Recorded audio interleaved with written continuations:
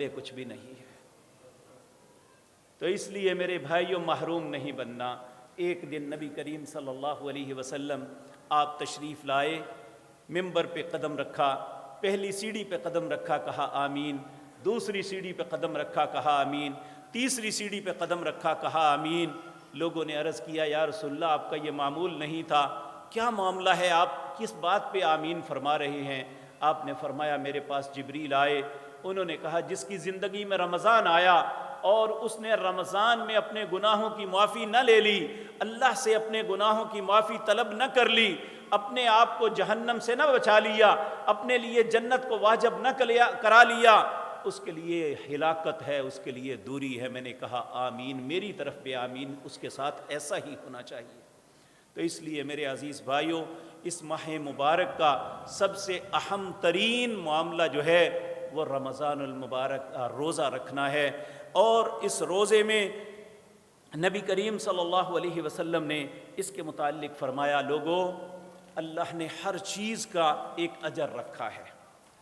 من عمل صالحا فلہ عشر امثالھا، جو شخص نیک کام کرتا ہے اس کے لیے 10 گنا اجر ملتا ہے، یعنی ملٹیپلائی کیا جاتا ہے 10 سے۔ واللہ یضاعف لمن یشاء، اللہ جتنا چاہے بڑھا سکتا ہے، لیکن فرمایا روزہ ایک ایسا عمل ہے اس کا کوئی اجر، کوئی کیلکولیشن نہیں۔ کہا الصوم لی وانا اجزی بی، روزہ میرے لیے ہے، اس کا بدلہ میں خود دوں گا۔ پھر فرمایا للصائم فرحتان، روزے دار کے لیے 2 خوشیاں ہیں۔ پہلی خوشی دنیا میں ملتی ہے عند افطاری، جب وہ روزہ سارے دن کی بھوک اور پیاس سے پریشان اور وہ انتہائی کمزوری اور نقاہت میں روزہ افطار کرتا ہے تو یہ پہلی خوشی اسے ملے گی۔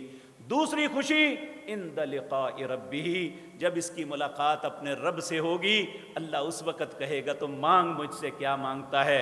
وَلَكُمْ فِيهَا مَا تَشْتَهِي أَنفُسُكُمْ وَلَكُمْ فِيهَا مَا تَدَّعُونَ، اے میرے بندے جو تیرے من کی خواہش ہے مجھ سے مانگ، آج مجھ سے جو طلب کرے گا تمہیں عطا کروں گا۔ اس لیے میرے عزیز بھائیوں، اس روزے کو ایام معدودات، یہ بہت تھوڑے دن ہیں، بہت تھوڑے دن ہیں، یہ نکل جائیں گے۔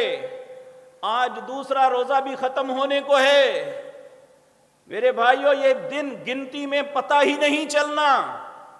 لیکن ایک بات یاد رکھے، اگر کسی شخص کو یہ فکر ہے کہ مجھے فلاں بیماری ہے، یہ زیادہ ہو جائے گی، اسے یہ بات ایک نو مسلم کی بات سن لینی چاہیے۔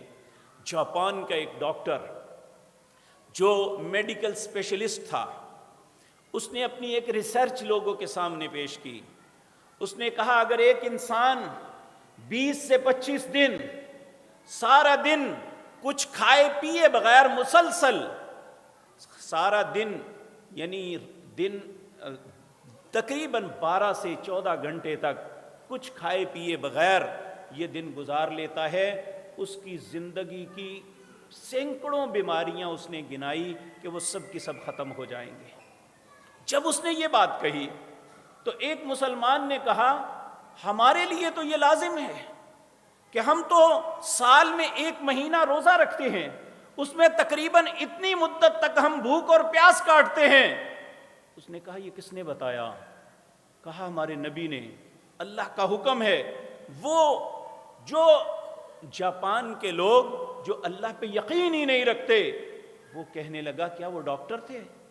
کہا نہیں۔ کہا یہ کب کی بات ہے؟ تو بات بتائی گئی، یہ 1400 سال پہلے انہوں نے یہ بات کہی تھی۔ وہ کہنے لگا اگر 1400 سال پہلے ایک شخص نے یہ بتایا کہ تمہاری، یعنی یہ فرمایا کہ روزہ رکھو اور صحت پا جاؤ، تو پھر میں اس نبی کا کلمہ پڑھتا ہوں، ایمان لاتا ہوں، مجھے مسلمان کر لو۔ میرے بھائیوں، یہ مت سوچو کہ تھوڑی سی تکلیف کی وجہ سے روزہ چھوڑ دیں۔ یہ روزہ چھوڑنے سے بہت بڑی تکلیفیں ہمیں آئیں گی جسے ہم برداشت نہیں کر پائیں گے۔ لیکن اس وقت کیا ہوگا؟ یوم لا ينفع الظالمین معذرتهم ولہم اللعنۃ ولہم سوء الدار۔ اس دن ظالم انسان اللہ سے معذرت کرے گا، اللہ اسے کہیں گے تم پہ میری لعنت ہو اور جا برے گھر میں داخل ہو جا، اس وقت ہماری معافی کسی کام نہیں آئے گی۔ آج ایک آنسو، نبی کریم صلی اللہ علیہ وسلم نے فرمایا جس کی آنکھ سے ایک آنسو گر گیا، اللہ کے ڈر کی وجہ سے اللہ اس آنکھ پہ جہنم کی آگ کو حرام کر دیں گے۔ آج آنسو بہا لے، آج اللہ کے سامنے رو لے۔ تو میرے عزیز بھائیوں، ہم سب کو چاہیے کہ ہم اس کی قدر کریں، رمضان المبارک کی قدر کریں۔ اللہ رب العزت نے ہمیں یہ نعمت عطا کی ہے، اس نعمت کی قدر کریں، روزہ رکھیں، رات کو قیام اللیل کریں۔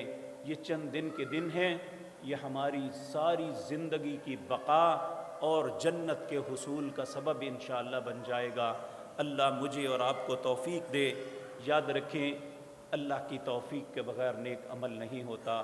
اسی لیے ہماری ہر نماز کے بعد ہمیں یہ حکم ہے، فی کل دبر الصلاۃ، ہر نماز کے بعد اللہ سے یہ التجا کیا کرو، رب اعنی علی ذکرک و شکرک و حسن عبادتک۔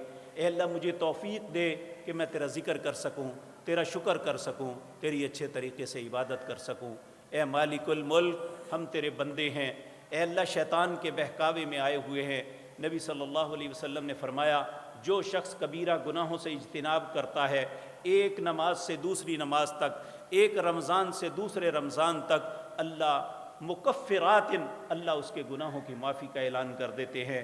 ہماری زندگی میں یہ رمضان آیا، ہمیں اس رمضان کو قابل قدر بنانا چاہیے۔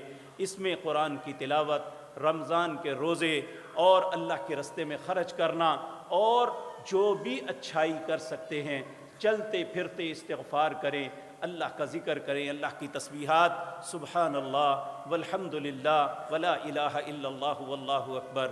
اللہ ہم سب کو توفیق عطا فرمائے۔ اقول قولی ھذا واستغفر اللہ۔